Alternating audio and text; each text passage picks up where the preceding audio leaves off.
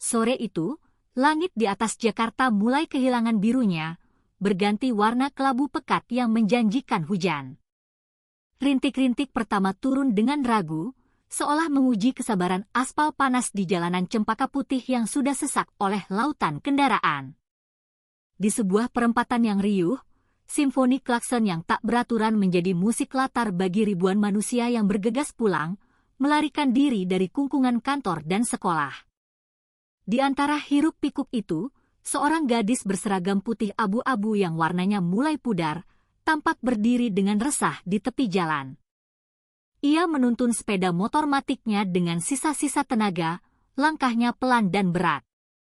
Namanya Sinta Prameswari, seorang siswi kelas 3 di salah satu SMA negeri di kawasan itu.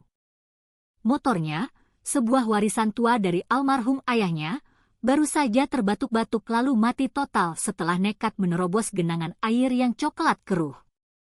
Wajah Sinta pias, diliputi kepanikan yang sulit ia sembunyikan. Pikirannya melayang ke rumah, ke sosok ibunya yang terbaring sakit. Ayahnya telah lama berpulang, menjadi korban dalam sebuah kecelakaan kerja yang merenggut nyawanya dan meninggalkan lubang besar dalam hidup mereka. Sejak saat itu, Sinta, di usianya yang masih belia, telah memikul beban sebagai tulang punggung kecil bagi keluarganya. Setiap pulang sekolah, ia membantu ibunya berjualan aneka gorengan dan minuman ringan di teras rumah mereka yang sempit. Ia mencoba menyalakan kembali mesin motornya berkali-kali. Keringat dingin mulai membasahi pelipisnya, bercampur dengan air hujan yang semakin deras. Namun, yang terdengar hanyalah suara serak dan putus asa dari mesin yang enggan bekerja sama. "Ya Allah, ayo dong, nyala," gumamnya pelan, suaranya nyaris hilang ditelan deru lalu lintas. Ibu pasti sudah menunggu. Belum sempat ia menemukan ketenangan, sebuah motor patroli polisi berhenti dengan derit ban yang tajam, tak jauh dari tempatnya berdiri. 2 orang anggota polisi turun dari motor. Salah satunya, seorang pria tegap berseragam lengkap dengan kacamata hitam yang tampak ganjil di hari yang sudah temaram, melangkah mendekatinya. Di papan nama yang tersemat di dada bajunya, tertera jelas nama, Bribka Rudi Santoso. Dengan langkah yang sengaja dibuat gagah dan suara yang meninggi, ia langsung membentak. "Heh, kamu tidak lihat ini jalanan ramai? Jangan seenaknya berhenti di sini, bikin macet saja. Kenapa motornya ditaruh di tengah begini?" Sinta tersentak kaget. Ia secara refleks menundukkan kepala, sebuah gestur sopan santun yang telah diajarkan ibunya sejak kecil. "Maaf, Pak. Motor saya mogok. Saya sedang berusaha menggesernya ke pinggir, tapi sedikit berat." Namun, nada bicaranya yang lembut dan penuh hormat itu justru disambut dengan lebih kasar. "Alasan? Anak sekolah zaman sekarang itu cuma bisa bikin masalah. Coba sini, mana STNK sama SIM kamu?" Sinta semakin gugup. Jantungnya berdebar kencang. Ia baru saja merayakan ulang tahunnya yang ke-17 bulan lalu dan sudah mendaftar untuk mendapatkan SIM, tetapi prosesnya belum rampung. Dengan tangan yang sedikit gemetar, ia merogoh tasnya dan mengeluarkan dompet kecilnya, lalu menyerahkan STNK motor itu. "Ini STNK-nya, Pak. Tapi SIM saya belum jadi. Masih dalam proses di kantor Samsat." Bribka Rudi mendengus sinis, bibirnya membentuk senyum mengejek. "Proses? Semua orang juga bisa bilang begitu. Kamu pikir saya ini polisi baru yang gampang dibodohi?" Ia melirik sekilas ke arah motor Sinta yang tampak tua dan berdebu, dengan beberapa goresan di bodinya. Matanya kemudian menyipit, seolah menemukan sebuah kejanggalan besar. "Motor ini sepertinya bukan milikmu, kan?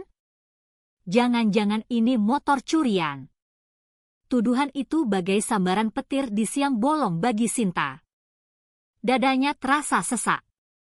Suaranya mulai bergetar menahan tangis dan amarah. "Bukan, Pak. Sumpah, bukan. Itu motor peninggalan almarhum ayah saya. Tetapi, sebelum ia sempat memberikan penjelasan lebih jauh, Rudy dengan cepat merebut kunci motor dari genggaman tangan Sinta. Sudah, tidak usah banyak alasan. Ikut saya ke pos polisi. Kita periksa semuanya di sana. Zaman sekarang banyak sekali modus gadis remaja membawa motor bodong untuk mengelabui petugas. Beberapa pengendara yang berhenti karena lampu merah menoleh ke arah mereka, melemparkan pandangan penasaran. Wajah Sinta terasa panas, ia menunduk dalam-dalam, menahan rasa malu dan takut yang luar biasa. Ia mencoba sekali lagi untuk berbicara dengan lembut, berharap agar tidak menjadi tontonan di depan umum. Pak, tolong jangan di sini. Saya mohon, saya tidak melakukan kesalahan apapun. Namun, Bribka Rudy justru semakin menjadi-jadi. Ia menarik lengan Sinta dengan kasar. Kamu jangan coba-coba melawan petugas. Ini prosedur. Ayo, ikut saya. Tangan Sinta yang mungil terasa nyeri karena cengkeraman kuat itu. Tas sekolahnya terlepas dari bahu dan jatuh ke aspal yang basah. Buku-buku pelajaran, tempat pensil, dan dompet kecilnya berhamburan keluar.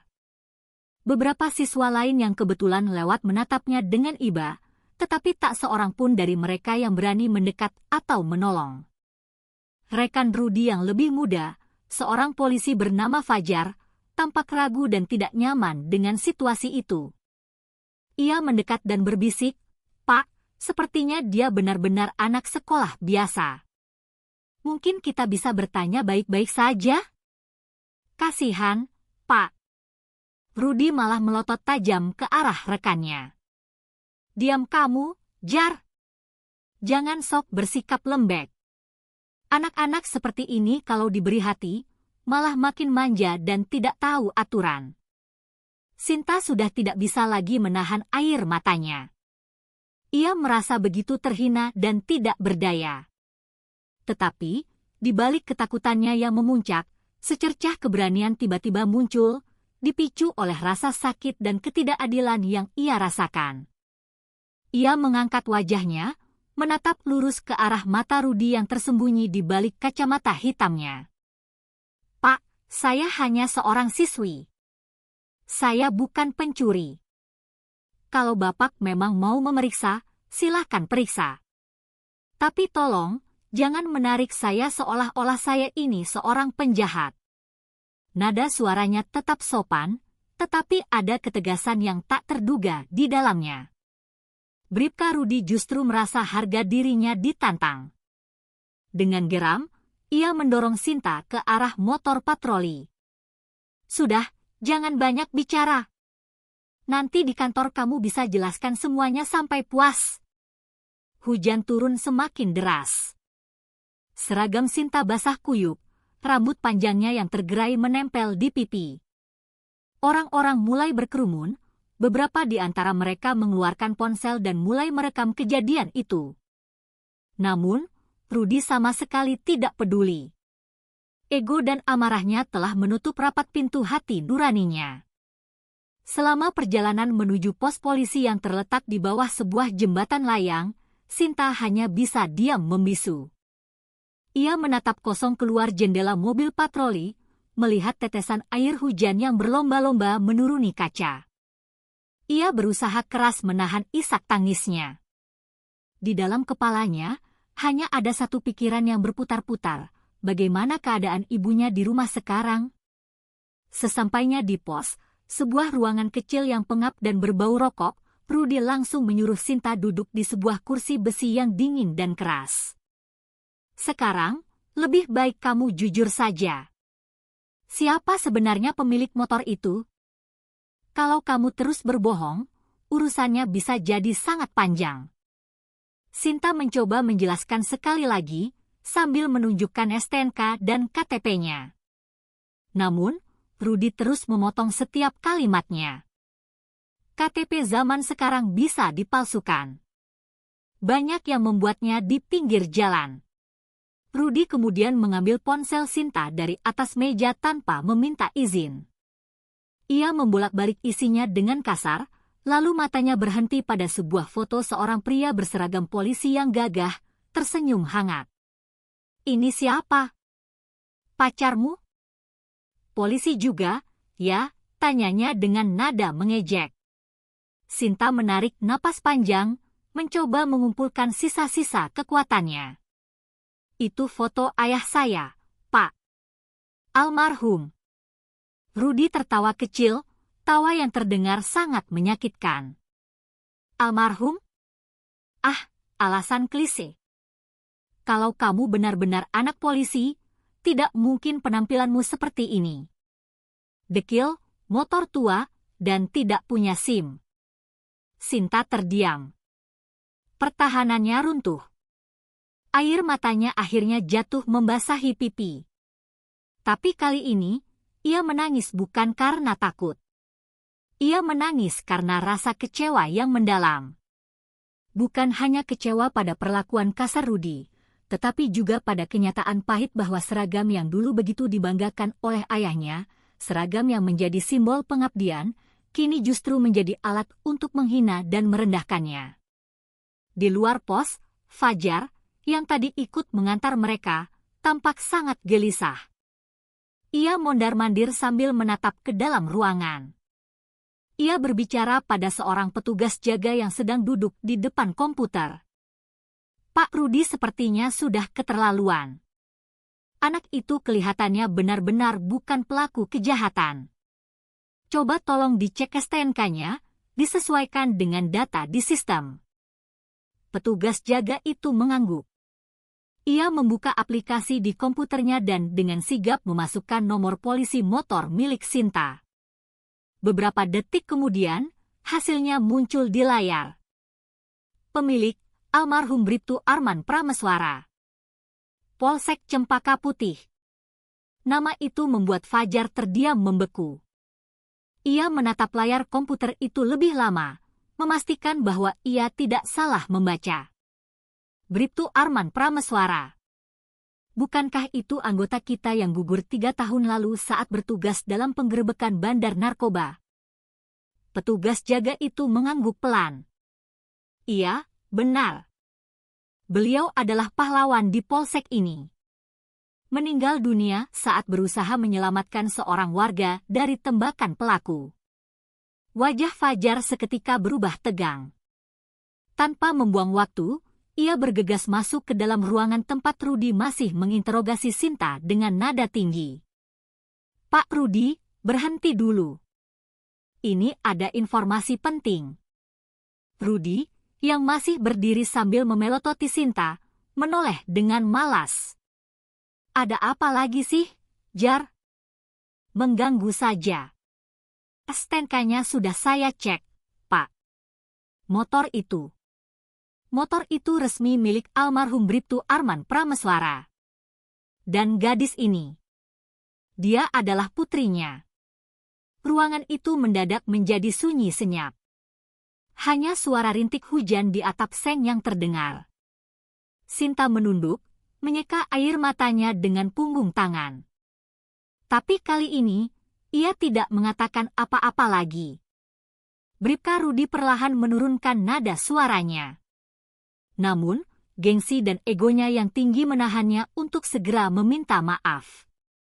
Ya, saya kan tidak tahu. Tapi bagaimanapun juga, dia tetap bersalah karena membawa motor tanpa memiliki SIM, katanya dengan suara yang lebih pelan, mencoba mencari pembenaran. Fajar menatap seniornya dengan tajam. "Pak, tolong jangan mencari pembenaran. Bapak tadi sudah sangat kasar padanya.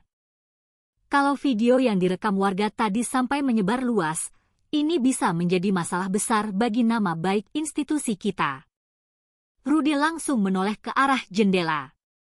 Benar saja, beberapa warga masih berdiri di luar, berteduh di bawah emperan toko. Beberapa di antara mereka tampak masih memegang ponsel, seolah merekam dari kejauhan. Ia mulai panik. "Cepat, suruh mereka semua menghapus videonya. Namun, Sinta sudah berdiri dari kursinya. Matanya yang sembab menatap lurus ke arah Rudy. Bapak tidak perlu khawatir soal video itu. Kalau Bapak mau meminta maaf dengan tulus dari hati, saya tidak akan memperpanjang masalah ini. Tapi kalau tidak, saya akan membiarkan semua orang tahu bagaimana cara Bapak memperlakukan anak dari seorang pahlawan.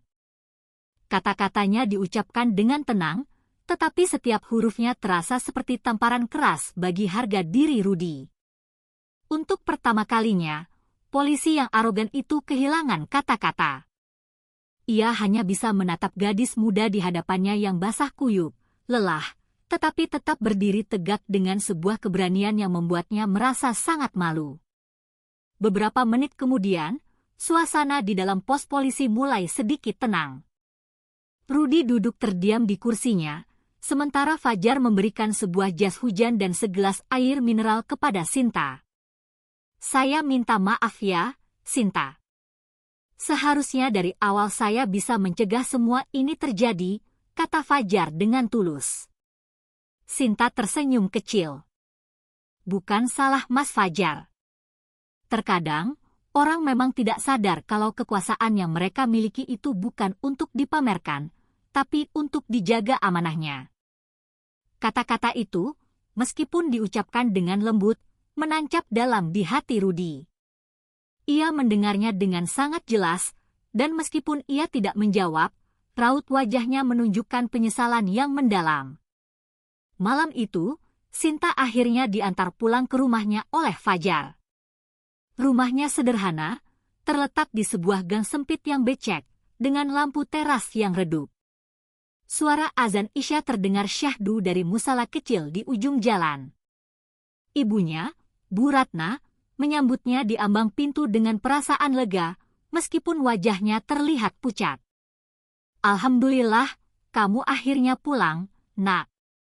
Ibu sudah khawatir sekali. Sinta memeluk ibunya erat-erat. Maaf, Bu. Tadi ada sedikit kejadian di jalan. Bu Ratna menatap putrinya dengan tatapan lembut penuh kasih. Biarpun orang lain bersikap kasar kepadamu, kamu jangan pernah menyimpan benci, ya, Nak. Biarlah Allah yang akan membalas semuanya. Sinta mengangguk pelan. Ia tahu mungkin ibunya benar. Tetapi di dalam hati kecilnya, ia merasa bahwa sesuatu akan terjadi. Sebuah karma yang tak akan lama lagi datang untuk menyeimbangkan kembali semuanya. Keesokan harinya, sebuah berita kecil di media sosial mulai menjadi perbincangan hangat. Sebuah video berdurasi 2 menit memperlihatkan seorang polisi yang membentak seorang siswi SMA di tengah jalan, lalu menarik lengannya secara kasar. Wajah sang polisi terlihat sangat jelas, begitu pula dengan ekspresi ketakutan dan kebingungan gadis yang dibentaknya. Keterangan yang menyertai video itu singkat namun menusuk. Anak pahlawan polisi diperlakukan tidak pantas oleh rekan seprofesi ayahnya sendiri. Video itu diunggah oleh salah satu pengendara yang sempat berhenti di lampu merah. Dalam waktu kurang dari 1 malam, video itu sudah puluhan ribu kali ditonton. Kolom komentar pun banjir dengan berbagai tanggapan.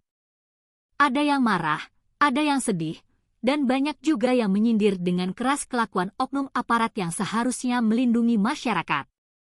Di Polsek Cempaka Putih, suasana pagi itu terasa sangat tegang. Semua anggota dikumpulkan di ruang rapat setelah kabar tersebut sampai ke telinga Kapolsek, Kompol Suroto. Rudy, apa kamu sadar dengan apa yang sudah kamu lakukan? Suara Kapolsek membentak dengan keras. Bribka Rudy berdiri kaku di depan, wajahnya pucat pasi. Saya tidak tahu kalau dia adalah putri dari almarhum Bribtu Arman, Pak. Kompol Suroto memukul meja dengan kepalan tangannya. Justru itu masalahnya? Kamu tidak perlu tahu siapa dia untuk bisa bersikap manusiawi. Tugasmu itu mengayomi masyarakat, bukan menginjak-injak harga diri orang lain. Ia berhenti sejenak, menatap seluruh anggota yang duduk terdiam. Dulu, Arman adalah salah satu anggota paling jujur dan berdedikasi yang pernah kita miliki. Ia gugur saat menjalankan tugas, meninggalkan seorang anak dan istri yang sekarang justru kamu perlakukan seenaknya. Apa kamu tidak merasa malu? Hah? Rudy menunduk dalam-dalam. Saya hilaf, Pak. Hilaf? Kalau bukan karena Fajar yang menahan dan menenangkan warga, video itu pasti sudah jauh lebih viral. Kamu bisa saja diskors hari ini juga. Fajar, yang duduk di barisan belakang, hanya bisa menghela napas. Sejujurnya, ia juga merasa bersalah karena tidak langsung menghentikan tindakan Rudy di tempat kejadian. Tapi kini, semuanya sudah terlanjur terjadi. Kapolsek melanjutkan, mulai hari ini, kamu dinonaktifkan sementara dari tugas lapangan sampai penyelidikan internal selesai. Dan saya mau, kamu datang langsung ke rumah keluarga almarhum Bribtu Arman untuk meminta maaf secara pribadi. Paham? Rudy tertegun. Ke rumahnya, Pak? Ya. Jangan hanya berani di jalanan. Kalau kamu masih punya harga diri, datang dan minta maaf sebagai seorang laki-laki. Sore harinya, dengan langkah yang terasa sangat berat, Rudy datang ke rumah Sinta. Ia mengenakan pakaian sipil, membawa sebuah bingkisan kecil berisi buah-buahan dan sembako. Di depan rumah sederhana itu, terdengar suara kokok ayam, aroma gorengan dari tetangga, dan lantunan azan maghrib dari surau di dekat gang. Ia mengetuk pintu dengan pelan dan ragu. Tak lama, Bu Ratna muncul dengan kerudung lusuh, namun wajahnya tetap memancarkan keramahan. Assalamualaikum. Waalaikumsalam. Maaf, Bu, apa benar ini rumahnya Bu Ratna, ibunya Sinta? Betul. Maaf, Bapak ini siapa? Ya. Rudy menundukkan kepalanya dengan sopan. Saya Rudy, Bu. Anggota polisi yang kemarin sempat berselisih paham dengan Sinta. Wajah Bu Ratna seketika berubah, namun ia tetap berusaha tenang. Oh, iya. Silakan masuk, Pak. Tidak apa-apa. Sinta sedang di dalam, baru saja pulang les. Rudy duduk di kursi kayu di ruang tamu yang sangat sederhana. Sebuah foto mendiang Bribtu Arman dalam seragam lengkap, tersenyum gagah, tergantung di dinding. Di bawahnya, ada sebuah lilin kecil dan setangkai bunga melati kering. Rudy menunduk dalam-dalam saat melihat foto itu. Tak lama kemudian, Sinta keluar dari kamarnya. Ia mengenakan baju santai dan jilbab coklat muda. Saat melihat Rudy, langkahnya sempat terhenti. Bapak. Rudy berdiri, suaranya terdengar pelan tapi berat. Sinta, saya datang ke sini untuk meminta maaf. Saya sadar, saya sudah sangat keterlaluan. Saya malu, apalagi setelah saya tahu siapa ayah kamu. Sinta menatapnya cukup lama sebelum menjawab. Saya tidak mau Bapak merasa malu karena ayah saya, Pak. Tapi saya ingin Bapak merasa malu karena Bapak sadar bahwa apa yang Bapak lakukan itu memang salah. Siapapun orangnya, jika diperlakukan seperti itu, pasti akan merasa terluka. Ucapan itu membuat Rudy menunduk lagi. Saya berjanji tidak akan mengulanginya lagi, Sin. Terkadang saya lupa. Dulu, saya juga punya cita-cita menjadi polisi agar bisa membantu orang lain. Tapi semakin lama, saya malah menjadi semakin keras kepala. Ego saya yang menang. Bu Ratna ikut duduk di samping mereka. Semua orang pasti pernah berbuat hilaf, Pak. Yang terpenting adalah tahu bagaimana caranya untuk memperbaiki kesalahan itu. Rudy mengangguk pelan. Ia meletakkan bingkisan yang dibawanya di atas meja. Ini hanya sedikit tanda permintaan maaf dari saya, Bu. Tolong diterima. Sinta memandangnya, lalu berkata dengan lembut, saya terima permintaan maaf Bapak. Tapi tolong, jangan hanya berhenti di kata maaf. Jadilah polisi seperti almarhum ayah saya dulu.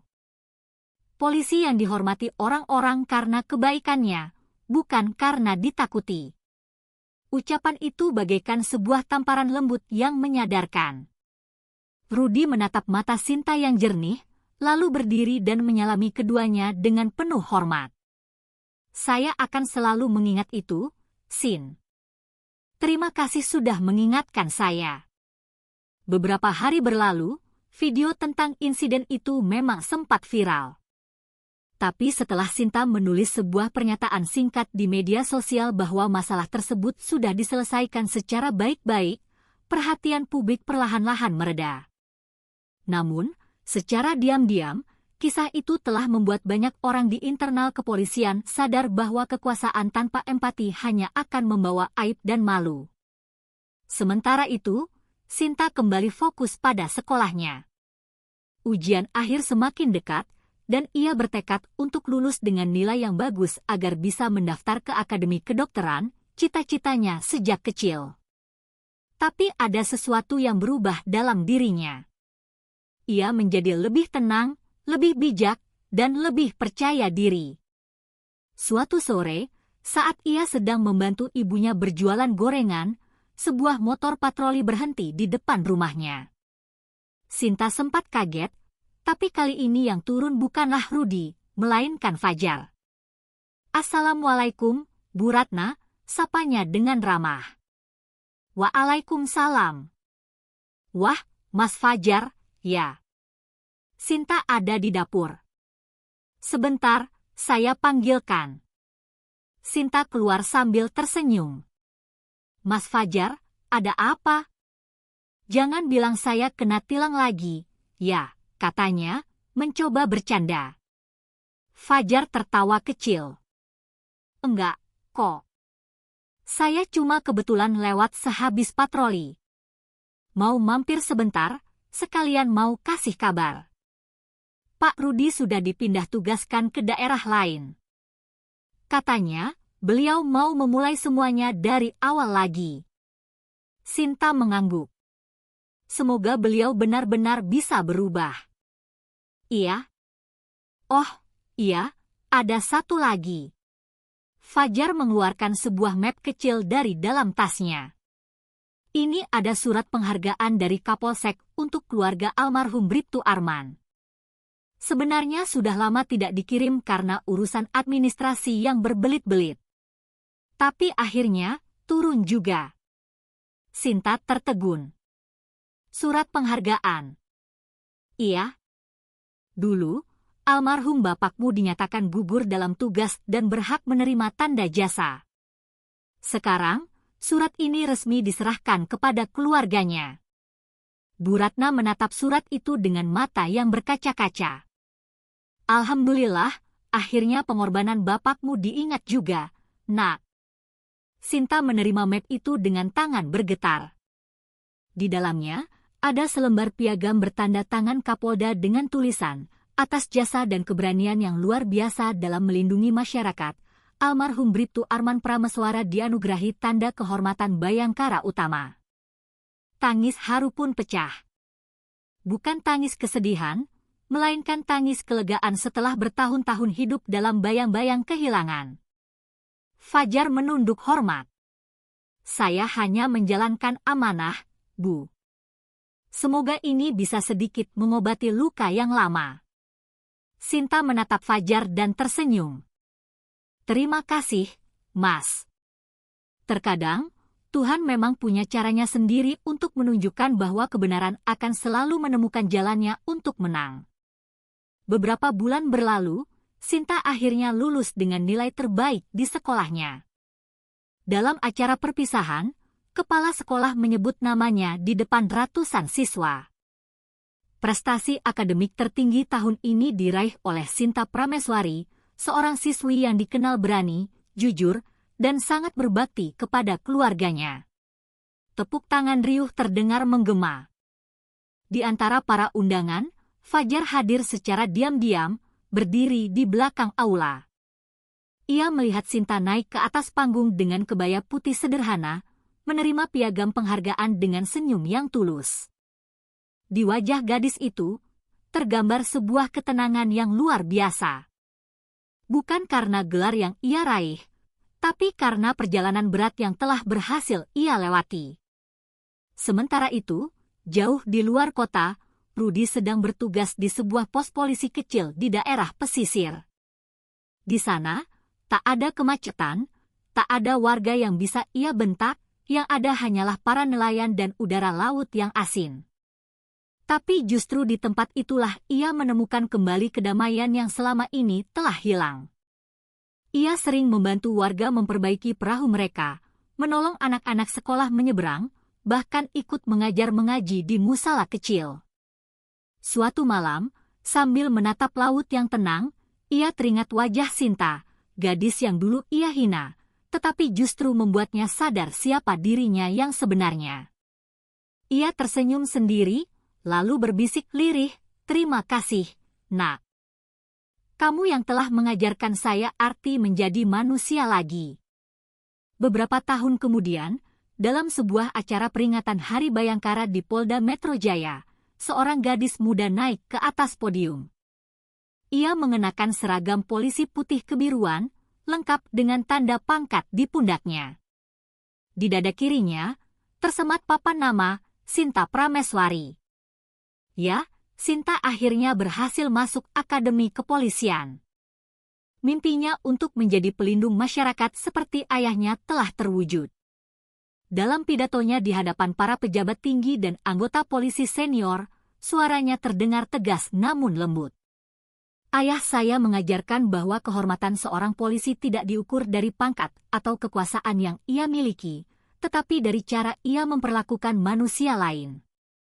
Saya belajar hal itu dari beliau, dan juga dari sebuah pengalaman pahit yang dulu hampir membuat saya kehilangan kepercayaan."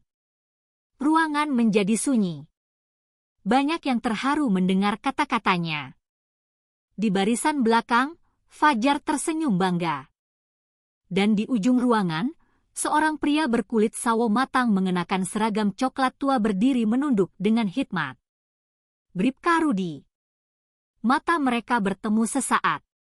Rudy menatap Sinta dengan rasa hormat yang tulus, dan Sinta membalasnya dengan sebuah senyum kecil yang penuh arti. Tak ada lagi dendam, yang ada hanyalah pengertian bahwa manusia bisa berubah. Karma telah berjalan, tapi bukan untuk menghukum, melainkan untuk menyadarkan. 3 tahun sudah berlalu sejak hari kelulusan itu. Kini, Sinta Prameswari resmi bertugas sebagai anggota di Polsek Menteng, Jakarta Pusat. Ia menjadi salah satu polisi wanita muda yang dikenal disiplin, jujur, dan berintegritas. Dalam kesehariannya, Sinta lebih sering turun langsung ke lapangan, bukan hanya duduk di balik meja. Pagi itu, langit Jakarta tampak cerah. Udara pun belum terlalu panas. Sinta mengenakan seragam lengkap, rambutnya disanggul dengan rapi. Wajahnya terlihat tenang seperti biasa. Ia sedang bersiap untuk ikut dalam sebuah razia gabungan bersama tim dari lalu lintas. Rekannya, Bribka Lala, menghampirinya sambil menyeruput kopi saset. "Sin, kamu serius mau turun langsung ke lapangan hari ini?" Katanya banyak petinggi yang ikut turun juga, loh. Sinta tersenyum kecil. Justru itu. Kalau yang di bawah tidak pernah ikut turun, bagaimana kita bisa tahu kondisi yang sebenarnya di lapangan? Lala menggeleng-gelengkan kepala sambil terkekeh. "Kamu ini memang beda. Polwan lain kalau pangkatnya sudah mulai naik, maunya kerja di kantor yang adem, bukan di jalanan yang panas. Kalau ayah saya masih hidup, beliau pasti akan bilang, jangan hanya memakai seragamnya, tapi pahami juga maknanya," jawab Sinta sambil menutup map laporannya. Mereka berdua kemudian menuju lokasi razia di kawasan Pasar Baru. Jalanan mulai ramai. Pedagang, angkutan kota, dan ribuan sepeda motor berlalu lalang. Namun, di antara kerumunan itu, Sinta melihat sesuatu yang menarik perhatiannya. Seorang pria paruh baya sedang dimarahi oleh 2 orang polisi lalu lintas. Motornya ditahan di pinggir jalan, dan pria itu tampak sangat gelisah. Sinta pun mendekat. "Selamat pagi. Ada masalah apa, Pak?" tanyanya dengan nada yang tenang. Salah satu polisi yang sedang berdiri, bertubuh besar dan berkumis tebal, menoleh. "Oh, tidak ada apa-apa, Bu Sinta. Cuma Bapak ini mengaku lupa membawa STNK, jadi kami amankan motornya." Pria tua itu menunduk. "Saya hanya mau mengantar cucu saya sekolah, Bu. STNK-nya ketinggalan di rumah. Rumah saya dekat dari sini." Sinta menatap pria itu lebih lama. Pakaiannya tampak lusuh, tangannya gemetar, dan di keranjang motornya ada sebuah tas kecil milik anak SD. "Cucunya mana, Pak?" "Tadi sudah jalan duluan ke sekolah, Bu. Takut terlambat." Sinta menghela napas. "Bapak tinggal di mana?" "Di gang belakang pasar ini, Bu. Saya bisa ambil STNK-nya sekarang kalau bapak-bapak ini mau menunggu sebentar." Sinta beralih ke kedua polisi itu. Kalau memang rumahnya dekat dan beliau mau mengambil STNK, kenapa tidak diberi waktu? Salah satu dari mereka, bernama Ari, menjawab dengan nada yang sedikit ketus. "Peraturan tetaplah peraturan, Bu. Kalau semua orang yang melanggar mengaku lupa, bisa kacau nanti." Sinta menatapnya dengan sorot mata yang tajam, namun tetap terkendali. Peraturan itu dibuat untuk menegakkan keadilan, bukan untuk menyulitkan orang yang jujur, Bribtu Ari. Seketika suasana menjadi hening. Beberapa warga yang menonton ikut berbisik-bisik. Ari menunduk pelan. "Maaf, Bu." Sinta menoleh ke pria tua itu lagi. "Bapak ambil STNK-nya sekarang. Kami akan tunggu di sini. Nanti kalau sudah dibawa, langsung pulang saja, ya." Pria itu tersenyum lega. "Terima kasih banyak, Bu Polisi. Semoga Ibu selalu diberi kesehatan." Setelah pria itu pergi, Lala mendekat dan berbisik, "Sin, kamu sadar tidak? Tadi kamu bicara persis seperti waktu kamu dimarahi polisi dulu itu." Sinta menoleh sebentar, lalu tersenyum tipis. "Mungkin karena saya tidak mau ada orang lain yang merasakan hal yang sama seperti yang pernah saya rasakan." Lala terdiam, lalu menepuk bahunya. "Ya, kamu memang beda." Di bawah cahaya matahari pagi yang mulai terik, Sinta berdiri tegak. Seragamnya mungkin sama dengan yang lainnya, tetapi jiwa di baliknya telah ditempa oleh pengalaman, rasa sakit, dan pengampunan. Ia bukan lagi hanya sekedar putri dari seorang pahlawan, ia telah menjadi pahlawan dengan caranya sendiri, membuktikan bahwa kehormatan sejati